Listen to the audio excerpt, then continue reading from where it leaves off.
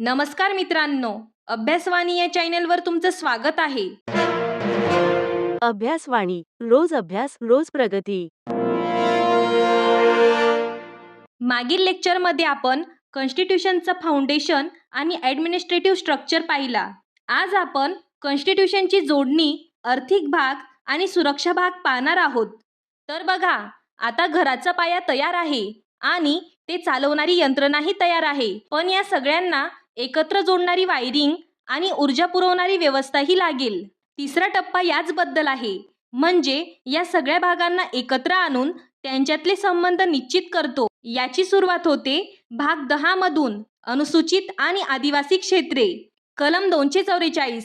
काही भागांची संस्कृती आणि गरजाही वेगळ्या असतात, त्यांना विशेष काळजीची गरज असते. या भागांच्या प्रशासनासाठीचे विशेष नियम इथे आहेत.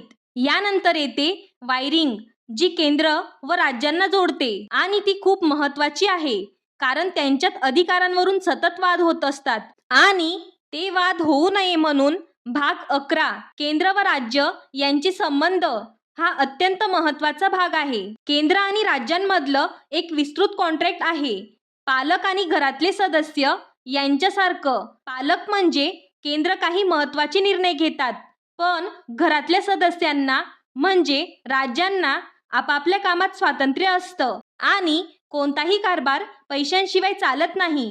त्यामुळे पैशांची वाटणी कशी होणार, त्यासाठीच आहे भाग 12, वित्त, मालमत्ता, करारनामे व खटले. कलम 264 ते 300A, देशाचं वॉलेट. केंद्र कोणते कर लावणार, राज्य कोणते कर लावणार, करांमधून मिळालेला पैसा वाटण्यासाठी वित्त आयोग, GST, या सगळ्या आर्थिक बाबी यात येतात. आता बघा, पैसा आणि अधिकारांची वाटणी झाली, पण देशात मालाची आणि सेवांची ने-आण मुक्तपणे झाली पाहिजे, नाहीतर अर्थव्यवस्था कशी चालेल. त्यासाठीच आहे भाग 13, व्यापार, वाणिज्य आणि व्यवहार. हे आहे देशाचं मार्केट. एका राज्यातून दुसऱ्या राज्यात माल नेताना अडथळे येऊ नयेत आणि संपूर्ण देश एक बाजारपेठ म्हणून काम करेल याची खात्री हा भाग करतो. हे सगळं चालवण्यासाठी एक निष्पक्ष आणि सक्षम कर्मचारी वर्ग लागतो, म्हणजे प्रशासकीय अधिकारी. तीच आहे देशाची वर्कफोर्स. भाग 14, केंद्र व राज्यातील सेवा, IAS, IPS यांसारख्या अखिल भारतीय सेवा, तसेच UPSC आणि राज्यांचे MPSC यांसारखे लोकसेवा आयोग, त्यांची रचना, अधिकारांची भरती याबद्दलच्या तरतुदी यात आहेत.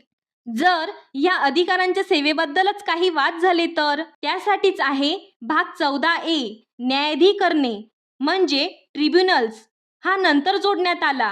हे झाले फास्ट कोर्ट्स, प्रशासकीय आणि इतर विवादांवर जलद न्याय देण्यासाठी बनवलेले. आतापर्यंत आपण घराची रचना पाहिली, पाया, यंत्रणा आणि त्यांना जोडणारी वायरिंग. पण खरं आव्हान ते टिकवून ठेवण्यात आहे. म्हणूनच चौथा आणि शेवटचा टप्पा आहे सुरक्षा कवच आणि दुरुस्तीची सोय, म्हणजे सेफ्टी वॉल्व आणि एडिट बटन्स. याची सुरुवात होते लोकशाहीच्या आत्म्यापासून, म्हणजे भाग 15, निवडणुका. कलम 324 हे आहे लोकशाहीचे रिसेट बटन. एक स्वतंत्र निवडणूक आयोग स्थापन करून तो निष्पक्ष निवडणुका घेईल, त्याची खात्री हा भाग करतो. लोकशाहीत सर्वांना समान संधी मिळायला हवी, पण आपल्या समाजात ऐतिहासिकदृष्ट्या काही गट मागे राहिले आहेत. त्यांच्यासाठी काही विशेष तरतुदी आहे आणि ती खूप महत्त्वाची आहे.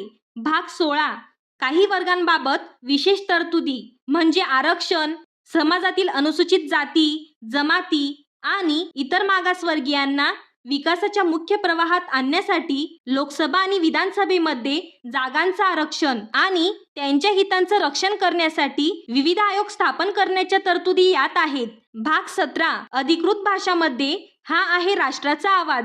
देवनागरी लिपीतील हिंदी ही संघराज्याची अधिकृत भाषा असेल, पण त्याचबरोबर इंग्रजीचा वापर सुरू ठेवण्याची आणि राज्यांना आपल्या प्रादेशिक भाषा निवडण्याची मुभाही देण्यात आली. पण कधी कधी देशावर मोठं संकट येऊ शकतं, युद्ध, बंडाळी किंवा आर्थिक अस्थिरता. अशा वेळी काय करायचं? अशा वेळेसाठी एक रेड अलर्ट बटन आहे, ते म्हणजे भाग 18, आणीबाणी विषयक तरतुदी. कलम 352 ते 360 या काळात केंद्र सरकार राज्यांचे अधिकार घेऊ शकते. नागरिकांचे काही मूलभूत हक्क देखील स्थगित केले जाऊ शकतात. राष्ट्रीय सुरक्षा आणि अखंडतेला सर्वोच्च प्राधान्य देण्यासाठी या तरतुदी आहेत. राष्ट्रीय, राज्य आणि आर्थिक अशा 3 प्रकारच्या आणीबाणीचा यात उल्लेख आहे. या तरतुदी खूप शक्तिशाली आहेत. याशिवाय काही उच्च पदांवरील व्यक्तींना विशेष संरक्षण दिलेलं आहे का? आहे. भाग 19 संकीर्ण म्हणजे मिसलेनियस. याला एक शील्ड म्हणता येईल, जे राष्ट्रपती आणि राज्यपालांना त्यांच्या पदावर असताना कोणत्याही फौजदारी कारवाईपासून संरक्षण देतं. आणि आता येतो तो सर्वात महत्त्वाचा भाग, ज्यामुळे आपली राज्यघटना आज इतक्या वर्षानंतरही समर्पक आहे. ती म्हणजे स्वतःला बदलण्याची क्षमता. ते आहे आपलं एडिट बटन. भाग 20 घटना दुरुस्ती. कलम 368 एक लिव्हिंग डॉक्युमेंट. काळ बदलतो, गरजा बदलतात, त्यानुसार राज्यघटनेत बदल करण्याची संसदेची शक्ती आणि त्याची प्रक्रिया यात दिली आहे. म्हणूनच 100 पेक्षा जास्त वेळा ती बदललेली आहे. आणि शेवटचे 2 भाग हे समारोपासारखे आहेत. ते प्रशासकीय स्वरूपाचे आहेत.